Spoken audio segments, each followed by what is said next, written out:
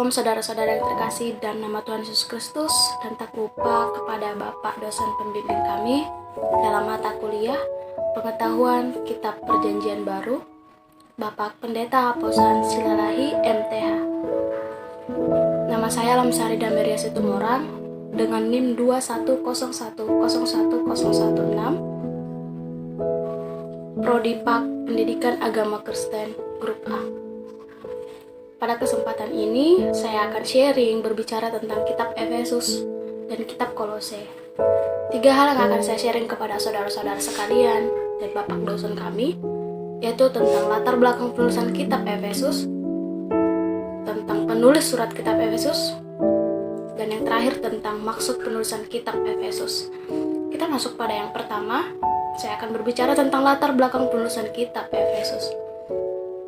Adapun latar belakang penulisan kitab Efesus, pada saat itu banyak naskah tua yang menyatakan bahwa surat ini diajukan pada orang-orang yang kudus yang pada saat itu ada di Efesus. Namun sejumlah kecil naskah, bahkan naskah tertua pun, mereka tidak menyebutkan orang Efesuslah sebagai penerima surat ini pada saat itu. Surat ini mungkin dimaksudkan untuk dikirim kepada sejumlah orang atau jemaat yang ada di Asia Kecil. Kita masuk pada yang kedua, tentang penulis surat kitab Efesus. Belum diketahui karena gaya tulisan Yunani dan kosakata yang digunakan dalam surat Efesus agak berbeda dengan surat-surat Paulus yang lainnya. Selain itu, Paulus telah tinggal sekitar 3 tahun di Efesus untuk memulai membangun sebuah jemaat. Tetapi tampaknya penulis dan penerima surat Efesus ini belum pernah saling bertemu.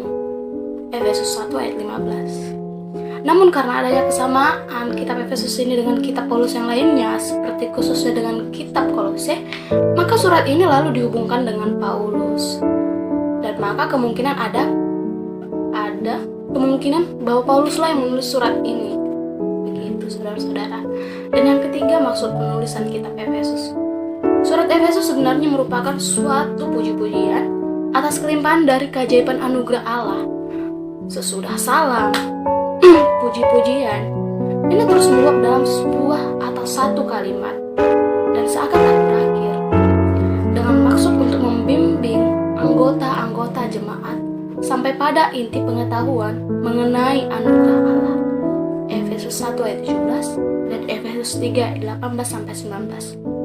Demikian hal yang bisa saya sharing kepada saudara-saudara mengenai latar belakang penulisan kitab Efesus, mengenai penulis kitab Efesus, dan yang terakhir mengenai maksud penulisan kitab Efesus. Tuhan Yesus memberkati. Shalom saudara-saudara yang terkasih. Kita masuk pada pembahasan yang kedua tentang kitab Kolose. Sama halnya dengan kitab Efesus, saya akan sharing berbicara tentang 3 hal, yaitu latar belakang penulisan kitab Kolose, tentang penulis kitab Kolose, dan yang ketiga tentang maksud penulisan kitab Kolose. Yang pertama tentang latar belakang penulisan kitab Kolose.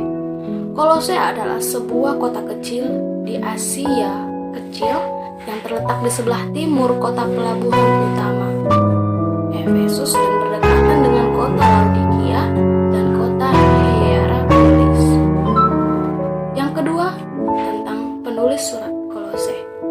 Penulis surat Kolose tidak pernah berkunjung ke Kolose, tetapi ia bersyukur karena ia mengetahui bahwa jemaat di sana teguh dalam iman. Pasal 1 ayat 3-7, pasal 2 ayat 6-7. Sebelumnya jemaat di Kolose telah mendengar Injil tentang Yesus dari Epafras, salah seorang kawan sepelayanan Paulus yang pernah tinggal di Kolose. Pasal 1 ayat 7, pasal 4 ayat 12-13. Beberapa ahli juga beranggapan bahwa surat ini tidak ditulis oleh Paulus sendiri, tetapi oleh salah seorang pengikutnya beberapa dekade setelah Paulus meninggal, 64 sekitar 65 Masehi, sebelum Masehi. Dalam zaman itu, memang ada kebiasaan seorang murid jika menulis sebuah surat itu dengan menggunakan nama gurunya. Mengapa demikian? Karena itu penghormatan bagi guru tersebut. Dan yang terakhir, yang ketiga, tentang maksud penulisan kitab Kolose. Maksud penulisan kitab ini atau kitab Kolose adalah untuk mendorong jemaat Kristen di Kolose pada saat itu. Agar apa? Agar untuk tetap mengikuti Yesus Kristus.